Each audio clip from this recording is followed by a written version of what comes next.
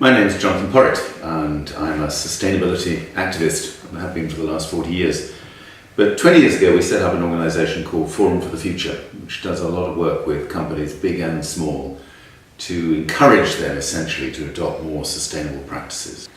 And in the world of telephony, mobile telephony, we've got some very big players who are hugely influential in the global economy. But one of the questions that we ask, and this is particularly relevant to both Fairphone and the Phone Co-op, is how can we get them to behave more responsibly and more ethically?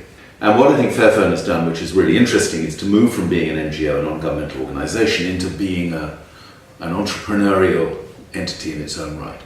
And by creating an alternative product, a more ethical phone, it's challenging those conventional business models.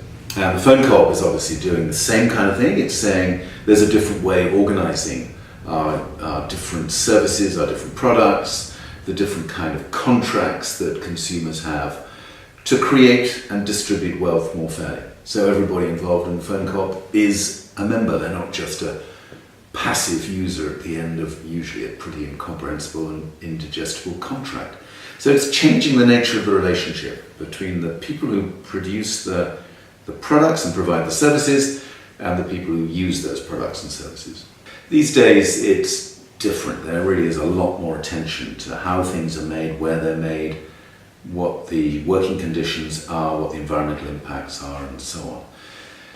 But all the same, there are still many, many instances where we should be doing a much better job. And obviously, in terms of electronics, electrical and electronic goods, we're looking at a vast resource impact in terms of the raw materials that are needed to put together all of these different appliances, particularly our phones. Can you guarantee that they're coming from places which are minimizing environmental impact and really doing what they should be doing to protect the conditions of workers in each of those different countries? And for me, that supply chain side of it is really important. It starts there. If you don't know where the stuff you're using comes from, you probably don't really understand your impact in the world today.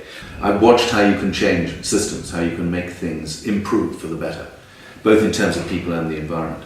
So for me, it's just always about reminding people that we all have responsibilities. Each of us, in our own way of life, we have responsibilities. The cooperative movement globally is one of the most powerful entrepreneurial social movements, progressive social movements anywhere in the world, if you look at the millions of people involved in co-ops around the world.